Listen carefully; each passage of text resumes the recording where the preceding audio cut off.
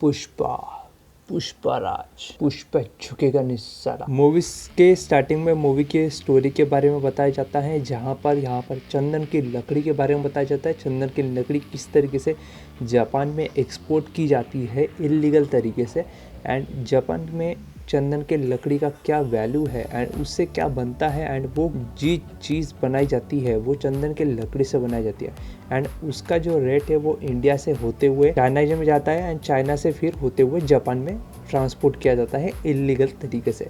तो यहाँ पर जो है इसके बारे में बताया जाता है। उसके बाद इंडिया से चंदन के लकड़ी एक स्पेसिफिक जंगल से निकाला जाता है, जिस जंगल का नाम है डैश डैश डैश डैश।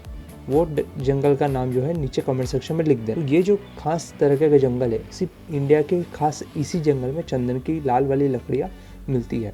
तो ये जो जंगल है काफ़ी ज़्यादा कीमती है चंदन के लकड़ी बेचने वालों के लिए। एंड ई सेटीगुड़ी नाम का एक जंगल है, सेटीगुड़ी या सिंधुगुड़ी ऐसा कुछ तो नाम है जंगल का। उस जंगल में लाल चंदन की लकड़ियाँ मिलती है, जिसकी इलीगल ये लोग धंधा करते हैं।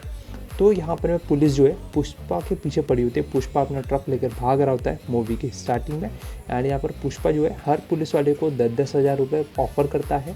तो ये लोग एक दूसरे को बताते हैं कि पुष्पा हमें 10,000 रुपये में मामला सुलटाने को बोल रहा है। तो वो 10 के 20 करता है, लेकिन पुलिस वाले उसके ऊपर हमला कर रहे होते हैं। पुष्पा एक एक करके डॉज करते हैं, यहाँ पर उनको एक एक मुक्का एक एक झापड़ लगा रहा होता है। एंड 10 के 20 करता है, 20 के 30 करता है, 30 के 40 करता है, 40 के 50 करता है, लेकिन 50 में भी ये लोग मानते नहीं हैं। और पुष्पा के ऊपर एक एक करके एक एक पुलिस वाला हमला कर रहा हो। पुष्पा सारे पुलिस वाले एक एक करके झापड़ ला का हाथ से नॉर्मली पीट के साइड करने की कोशिश कर रहा हो। सीनियर ऑफिसर होता है, बंदूक में गोली डाल रहा होता है। एक गोली डाली, उसके बाद में सीधा पुष्पा होके सर पे टान दी। तो यहाँ पर बोलता है 1 लाख को वैन में डालती है एंड लेके जाने स्टार्ट करती है। तो यहाँ पर पुष्पा भाव बोलते हैं तुमको क्या लगा मैं पूरे फंटर लोगों के लिए 1 लाख नहीं बोल रहा था, हर एक पुलिस वालों के लिए 1 लाख बोल रहा हूँ।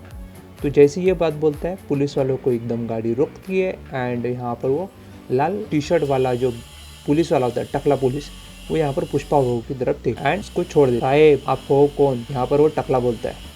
तो पुष्पा भाऊ बोलते हैं पुष्पा नाम याद मत। और इसके बाद में पुष्पा भाऊ अपने नॉर्मल स्टाइल वहाँ से चलते माल बेच। तो उसका जो 1 लाख रुपए उन लोगों ने उनको बांट दिया, एंड उसके आगे यहाँ पर हमें दिखाया जाता है स्टोरी के स्टार्टिंग से, जहाँ पे वो उसके साथ में पुष्पा वो के साथ में एक आदमी होता है जो कि उनका असिस्टेंट टाइप का रहता है मूवी के अंदर।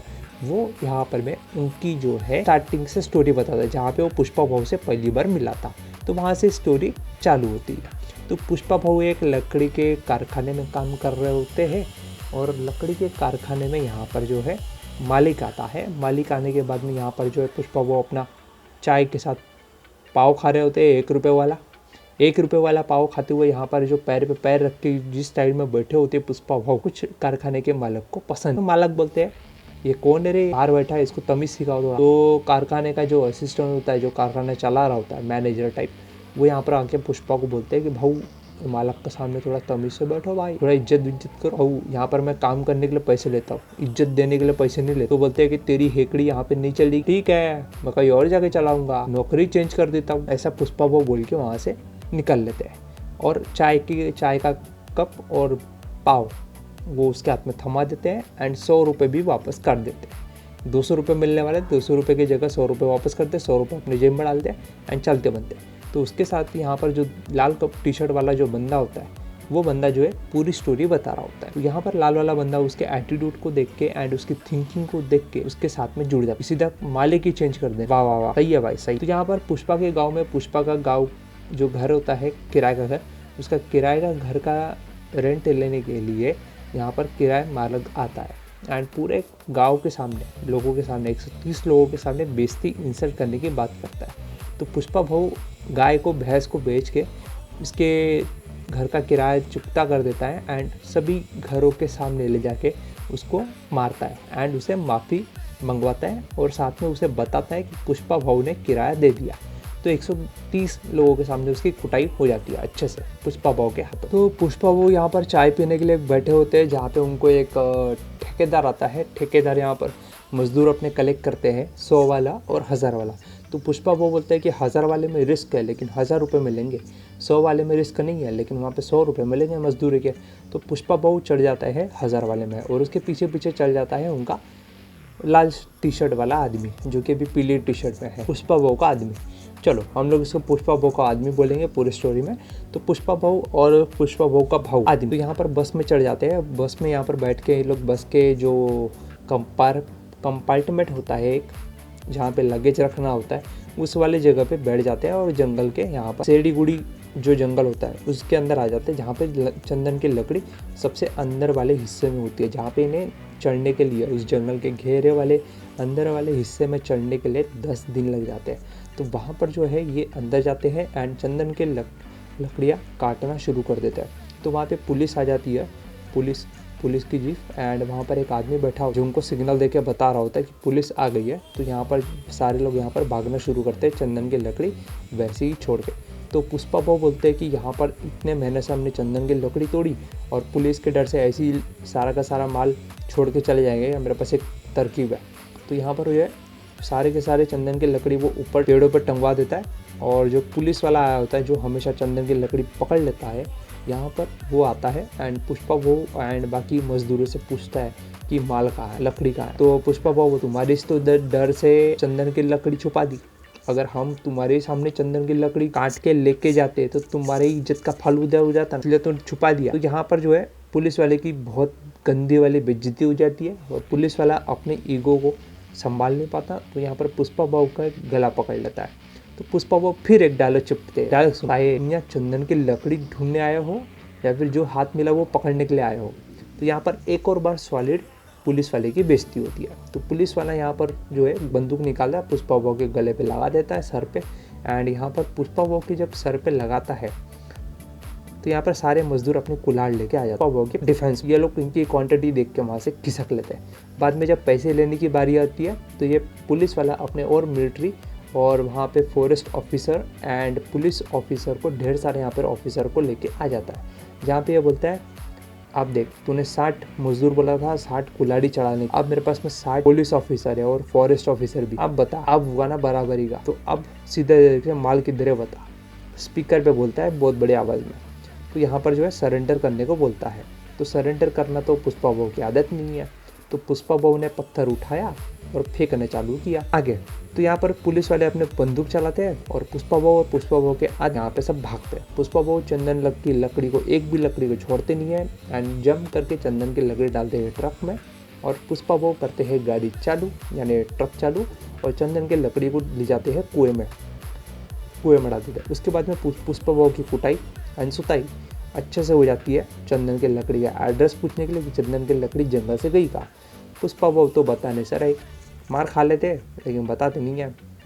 और यहाँ पर पुष्पा बहू का फ्लैशबैक दिखाया जाता है, जहाँ पे पुष्पा बहू अपने बचपन में उसके बाप का नाम ना बताने के लिए और उसका बाप के नाम से रिलेटेड पास्ट के बारे में दिखाया जाता है, जहाँ पे बहुत सारा ड्रामा है, तो वो आपको अलग से देखना पड़ेगा। उसके बाद में गुंडा रेड्डी के 2 छोटे भाई यहाँ पर आ जाते हैं और वो यहाँ पर मैं पुष्पा बहू से लकड़ी का एड्रेस पुष्पा बहू बोलते हैं ठीक है मैं तुमको बताऊंगा क्योंकि तुम मेरे को पैसा दे सकते हो, तो मेरे को एड्रेस बताने के लिए, लकड़ी किधर है बताने के लिए 5 लाख रुपए देना। तो ठीक है ये लोग बोल मान जाते हैं। पुष्पा बहू को 5 लाख रुपये जेल से छूट भी मिल जाती है, वकील आ जाता है छूटने के लिए एंड बाकी सब कुछ ये लोग पैसे लेके वहाँ पे पहुँच जाते हैं। तो जहाँ पे इन लोगों ने कुएं में पुष्पा बहू ने ट्रक डाल दिया था चंदन के लकड़ी वाला, वो जगह पे जाते हैं जहाँ पे इन लोगों ने कुएं में ट्रक डाल दिया था। तो पुष्पा बहू जो है ट्रक लेते समय यहाँ पर ट्रक से कूद जाते हैं और कूदने के बाद यहाँ पर ट्रक सीधा कुएं में। तो ये लोग ट्रक को बाहर निकाल लेते हैं। ट्रक के अंदर पड़ा होता है लाल चंदन की लकड़ी ढेर सारी, और यहाँ पर खुश होके वो लोग वादे के मुताबिक 5 लाख रुपए पुष्पा बहू को दे देते हैं। तो पुष्पा बहू और पुष्पा बहू का जूनियर पुष्पा बहू का यहाँ पर खुश हो जाते हैं कि हमें 5 लाख रुपए मिल गए, इसमें मैं गाँव का उधारी भी चुका दूंगा और अपने गाँव में भेज भी दूंगा, तो हमारे सारे सपने पूरे हो जाएंगे 5 लाख रुपए से।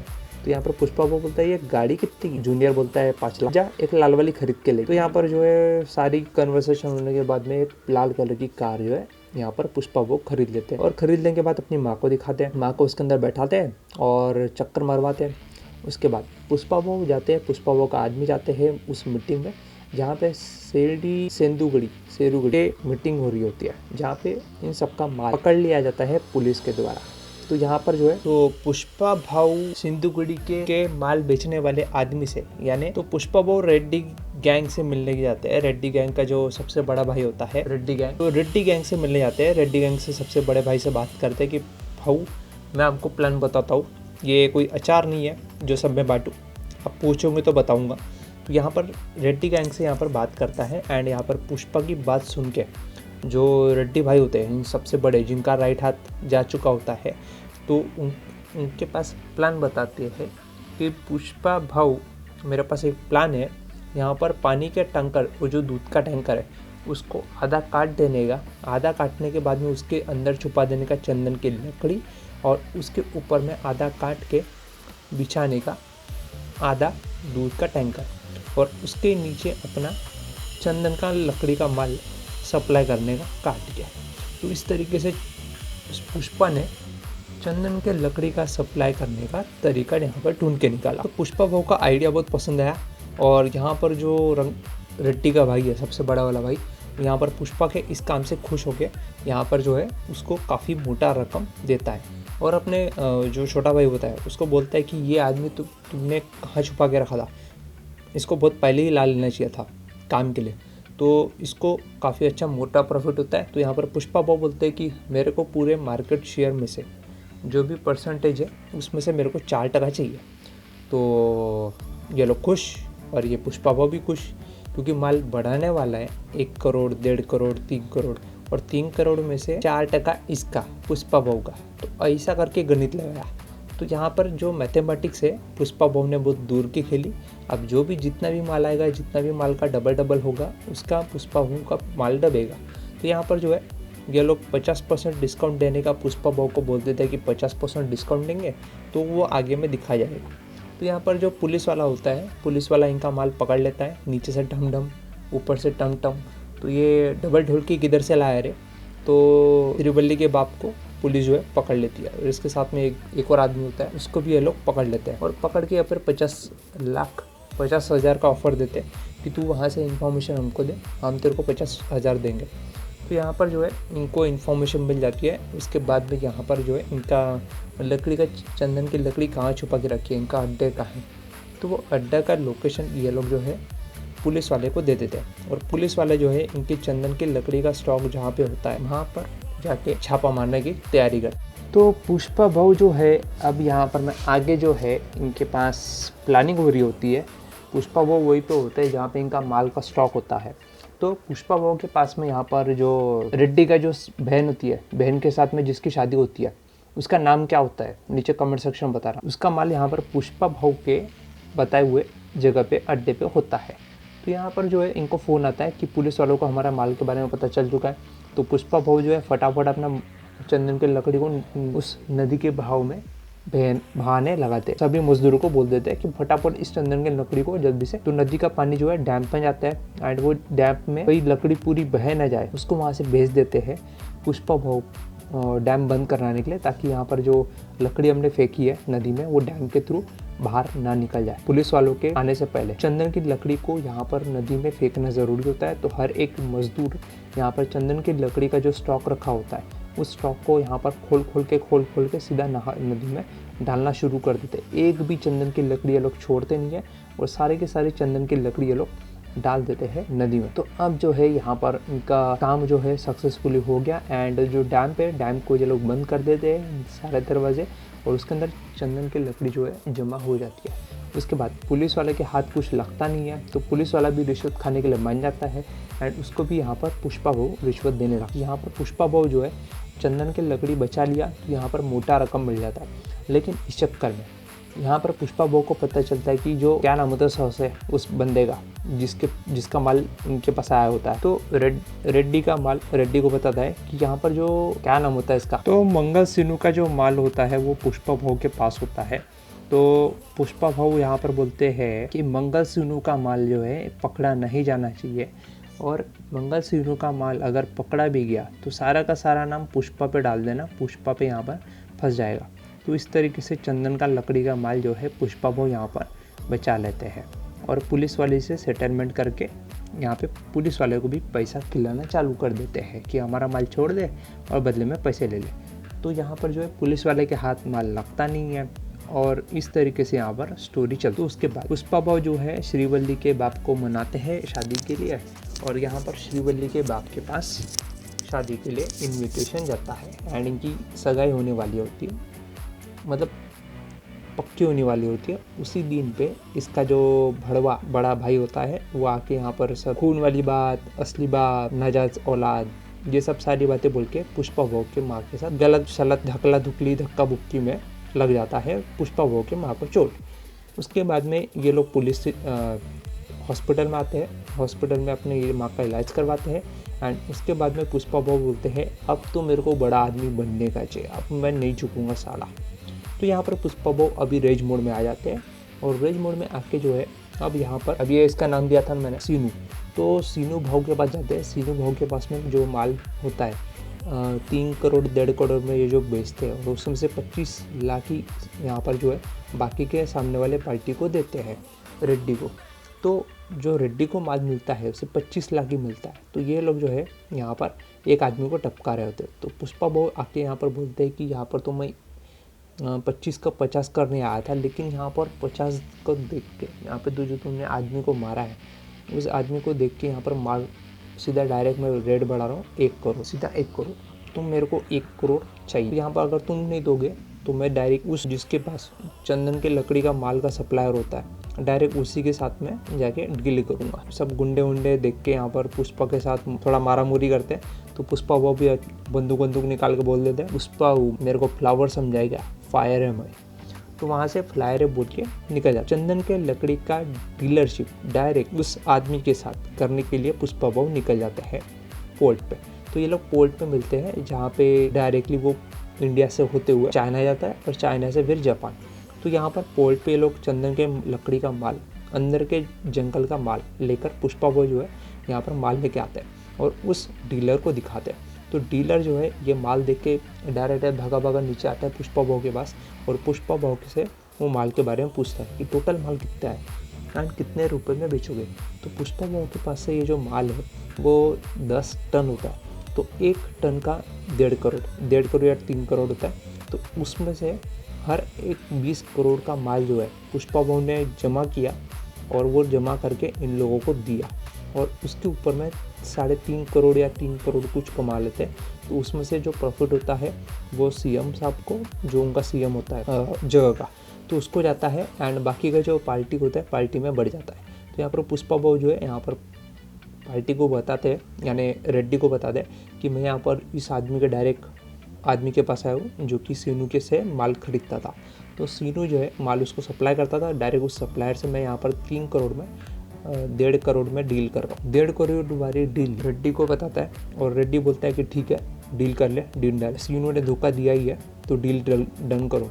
तो यहाँ पर ये वाली बात डील हो जाती है और उसके बाद पुष्पा वो वापस आते हैं। वापस आने के बाद रेड्डी के अड्डे में रुकते हैं और वहाँ पे जो डिस्कशन हो रही होती है रेड्डी इनके सारे बातें सुन रहा होता है कि यहाँ पर रेड्डी के छोटे भाई को मारा किसने। तो पुष्पा बोलता है कि उसको मैंने मारा है लेकिन उसको बात बताने का नहीं है। तो रूम के बाहर जो है सारी बातें ये लोग सुन लेते हैं एंड सुनने के बाद पुष्पा वो के पास से सारे पैसे और जो वो चिट्ठी होती है टाइप ऑफ नोट, उस नोट को कलेक्ट कर लेते हैं और यहाँ पर पुष्पा वो को ये लोग वहाँ से लेके जा रहे होते हैं और पुष्पा वो को मैसेजर पे वहाँ पर मैसेज हुआ। पुष्पा वो का छोटा आदमी, जूनियर आदमी यहाँ पर मैसेज सेंड कर दे। पुष्पा वो को मैसेज मिल जाता है पेजर के थ्रू। तो मंगल सीनू के पास से ये लोग माल उठा लेते हैं और माल उठा के यहाँ पर जो है बेच देते हैं। बेच देने के बाद में जो रेड्डी को पता चलता है कि रेड्डी के भाई को इसने मारा था, 1.5 करोड़ में से 50% पुष्पा को देना पड़ा। तो इस बात से ये लोग बदला लेने के लिए या पुष्पा को अपने रास्ते से हटाने के लिए पुष्पा को पकड़ लेते हैं एंड पुष्पा को जंगल में ले जाके मारने की कोशिश कर रहे हो। जो है बोलता है कि तुम लोगों ने 50% हिस्सेदारी मांग रहा हो इसलिए तुमने मुझे साफ करने के लिए यहाँ पर तुम लोगों ने जो है प्लान बना के मुझे आपकी कोशिश कर रहे हो। ठीक है, कर लो, मेरा पूरा फ्यूचर पूरा ब्राइट है। तो यहाँ पर जो है सीनू का आदमी आता है, मंगल सीनू का वो जो साला होता है वो साला यहाँ पर आता है और साला यहाँ पर जो आके जो है यहाँ पर इन लोगों को मारना चालू कर देता है। पुष्पा के ऊपर से गोली बजते हुए यहाँ पर रेड्डी को लग जाती है और रेड्डी का कोई काम तमाम और बाकी जो आदमी होते हैं यहाँ पर भाग हम भाग कर रहे होते हैं एंड एक दूसरे के पीछे भाग रहे होते हैं। पुष्पा जो है एक एक करके सारे आदमी को डॉज करते हुए एक एक करके सारे आदमी को निपटा रहा होता है, कभी पैर से, कभी हाथ से, कभी लात से, कभी कुछ है, कभी कुछ, कभी कुछ, कभी कंधा, कभी हाथ, कभी सर, कभी नाक, कभी घुटना, कभी पैर। तो इस तरीके से यहाँ पर मारते हुए अपना मुंह पे लगा हुआ मास्क यहाँ पर पुष्पा बहू एक पेड़ के नीचे से घसते हुए अपना मुंह के ऊपर से जो कपड़ा लगा होता है उस कपड़े को निकाल लेता है। निकालने के बाद में यहाँ पर एक आदमी को मारते हैं। मारने के बाद में उसकी जो गन है हाथ में लेते हैं और उसको बोलते हैं कि चल रस्सी काट। तो यहाँ पर एक बैग वाला आदमी जो है यहाँ पर दौड़ के आ रहा होता है और सीधा पुष्पा बहू के गले पे अपना जो चाकू जो है, चाकू आदि क्या बोलते हैं उसको, कोयता, तो वो यहाँ पर जो है पुष्पा बहू के गले पे रख देता है एंड पुष्पा बहू उसके छाती में सीधा गोली मार देता है। तो यहाँ पर गोली मारने की वजह से वो जाता है नीचे और पुष्पा बहू जो है उसके बॉडी से बैग ले लेते हैं और बैग लेके जो है आगे यहाँ पर बैग उठा लेते हैं। बैग उठाने के बाद में पुष्पा बहू का जो जूनियर होता है वो यहाँ पर आता है। पुष्पा बहू को बोलते हैं यहाँ से हम लोग निकलते हैं। तो पुष्पा बहू को निकलने के लिए बोलता है, लेकिन पुष्पा बहू अपनी बाइक लेते हैं यामाहा की और सीधा पहुँच जाते हैं रेड्डी के भाई को बचाने के लिए, क्योंकि उसको धंधा करना आता है। उसका बाप तो मर गया, उसका भाई को भी ऑलमोस्ट लकवा मार गया है, मतलब है तो सही जिंदा लेकिन कुछ कर नहीं सकता। बहू जो है उसको बचाते हैं क्योंकि धंधे का वो संभालता है तो वो पैसा कमा के देगा और मदद भी करेगा, तो उसको वफादारी दिखाते हैं एंड यहाँ पर जो है उसकी जान बचा ले और बाकी के गुंडों को मार गिरा के जो उस मंगल सीनू के आदमी जो साला होता है उसको ये लोग पकड़ लेते हैं। पकड़ने के बाद बांध लेते हैं। सीनू का फ़ोन आता है, मंगल सीनू का, और यहाँ पर बोलते हैं कि तू मेरे साले को भेज दे, यहाँ पर जो भी है हम बाद में बात करेंगे मांडवली माल के बारे में। तो पुष्पा वो बोलते हैं तुमने 5 मिनट पहले फ़ोन करना चाहिए था, मैंने तुम्हारे साले को टपका दिया, अब तो मैं तुम्हारे साले की जान वापस ला के भी नहीं दे सकता, तो तुमने देरी कर दी। तो यहाँ पर मंगल सीनू के साले को मार देता है पुष्पा बहू और पुष्पा बहू इस तरीके से यहाँ पर जो है इसका पैर बजा देता है और वहाँ से ये लोग निकल जाते हैं। तो मंगल सीनू की आंखें फट जाती है और साथ में जो रेड्डी का भाई होता है उसकी भी यहाँ पर फटी की फटी रह जाती है। तो यहाँ पर मैं किसी के फद्दे में टांग नहीं अड़ाने का आया, राज करने को आया मैं, राज पुष्पा नाम है मेरा, झुकूंगा नहीं साला। तो इस तरीके से यहाँ तक चैप्टर हो जाता है। उसके बाद ये लोग जो है इसके रेड्डी के डे पे ये लोग आए होते हैं, उनको बुलाया होता है और वहाँ पर उसके साले की बॉडी भी होती है, तो वो साले की बॉडी लेने के लिए आया होता है। तो यहाँ पर जो है उनकी बैठक होती है और वहाँ पर सीएम साहब आए होते हैं जो कि इन सब के करता धरता और कमीशन खाने में एक्सपर्ट होते हैं। तो यहाँ पे वो आ रहे होते हैं जो कि इन सब का कमीशन ले रहे होते हैं। तो यहाँ पर कमीशन लेने के लिए लोग अलग से पार्टी बैठती है और ये लोग मीटिंग करते हैं कि तुम जो है हमें 25 लाख दे रहे थे और पुष्पा वो बोल रहा है कि वो 1.5 लाख ला के देगा, या 1.5 लाख से 2 लाख, 2 करोड़, मतलब 1.5 करोड़, 2 करोड़, 3 करोड़ भी मिल सकते हैं माल के, अगर हम हमारा माल पूरे दुनिया भर में हमारा जैसा माल कहीं नहीं और नहीं है, तो क्यों ना हम इसको और ज़्यादा भाव में बेचें, तो हम इसको प्रॉफिट में कमा सकते हैं। ऐसा पुष्पा वो अपना जो प्लान है यहाँ पर सीएम साहब के सामने बताते हैं। सबको यहाँ पर पसंद आता है, कुछ लोगों को पसंद नहीं आता ये आइडिया, तो सब जो है मंगल सीनू की साइड लेने लगते कि मंगल सीनू के हाथ में भरोसा रखते हैं, इतने सालों से बहुत कुछ मदद किया तो मंगल सीनू की साइड लेने लगते हैं। और सीएम साहब यहाँ पर जो 1.5 करोड़ पड़े उसको देख के बोलते कि नहीं, अभी जो सिंधुगढ़ी का जो काम संभालेगा यहाँ पर पुष्पा बहू संभालेगा। तो पुष्पा बहू के हाथ में जो है सिंधुगढ़ी का बना देता है कि सिंधुगढ़ी का अभी तू संभालेगा, हेड बना दे। तो पुष्पा बहू की यहाँ पर चांदी और पुष्पा बहू यहाँ पर जो है अभी मौजी मौज, पूरा एकदम स्टाइल लुक, कपड़े, वो सोने चांदी के चश्मे, भाई साहब पूरा मौजी मौज। तो यहाँ पर डांस वांस होता है एंड बहुत सारे यहाँ पर बहुत कुछ दिखाया जाता है। एंड इस तरफ हमें दिखाया जाता है कि यहाँ पर जो मंगल सीनू की वाइफ है, मंगल सीनू की वाइफ मंगल सीनू को गला काट देती है। एंड उसके बाद में यहाँ पर जो आगे की स्टोरी है वो भी मैं आपको बताता हूँ। तो पुलिस जो है अपना रिजाइन कर देता है। उसके बाद में यहाँ पर शेखावत आता है, इंस्पेक्टर शेखावत। तो इंस्पेक्टर शेखावत आके जो है पुष्पा भाऊ के कॉलर पे देखता है ब्रांड किधर है, तो ब्रांड वाली बात बोल के ये उकसा देता है और पुष्पा बहू की 7 दिन में होने वाली है तो शादी। तो पुष्पा बहू जो है 7 दिन के लिए शांत बैठ जाते हैं। तो उसके बाद में जब जिस दिन शादी होने वाली थी उस दिन यहाँ पर जो शेखावत होता है, शेखावत एक्सेट्रा एक्सेट्रा शेखावत, तो यहाँ पर शेखावत जो है भूतनी के शेखावत, हाँ ये ज़्यादा बेटर है, भूतनी के शेखावत वो बोलता है। पुष्पा बहू बोलते हैं कि भूतनी के शेखावत, उस दिन तू मेरे बाप के बारे में बोला, मेरा खानदान, मेरा खून, मेरा ब्रांड के बारे में बोला। तो यहाँ पर जो है अपने हाथ में पुष्पा जो है बंदूक की गोली मारता है और ये बोलता है कि ये है मेरा ब्रांड। तो अपने पीठ पे हाथ मत दे मारता है और आज के बाद यही है मेरा ब्रांड। उस शेखावत को नंगा कर देता है और खुद भी नंगा हो जाता है और उसको बोलता है कि यहाँ पर जो है पुष्पा बोलता है कि देख शेखावत, भूत नहीं है, तू अपने दिमाग में खोपड़े में एक बात डाल रहा है, तेरी इज्जत तेरी वर्दी में है और तेरी जब इज्जत उतर जाएगी, उतार दूंगा मैं, तो यहाँ पर तेरी इज्जत कोई नहीं करेगा, तेरे घर का कुत्ता भी नहीं करेगा, तेरे वफादार पुलिस ऑफिसर तक तुझे पहचानने से मना कर देंगे। तो यहाँ पर जो है शेखावत की पूरी उतार देता है अच्छे से और वहाँ से जो है अपने शादी के लिए पुष्पा बहू निकल जाता है। तो यहाँ पर शेखावत जो है यहाँ पर सेकंड पार्ट के लिए तैयार हो जाता है पुष्पा बहू से बदला लेने के लिए। तो इस तरीके से पूरी जो स्टोरी है पुष्पा पार्ट 1 की इस तरीके से कंप्लीट हो जाती है। उम्मीद करता हूँ आप लोगों को यहाँ पर पार्ट समझ में आ गया होगा। इस तरीके से यहाँ पर जो है यहाँ पर पार्ट 1 एंड होता है। तो पार्ट 2 में अभी आगे की स्टोरी हमें दिखाई जाएंगी कि यहाँ पर पार्ट 2 में क्या क्या होता है, क्या नहीं होता है और इसके आगे की स्टोरी में बताई जाएगी पुष्पा पार्ट 2 में। तो पुष्पा पार्ट 2 5 दिसंबर को आ रही है, तो जाकर देख लेना, मैं भी देखूँगा। लाइक करो, शेयर करो, सब्सक्राइब करो एंड शेयर करो। धन्यवाद।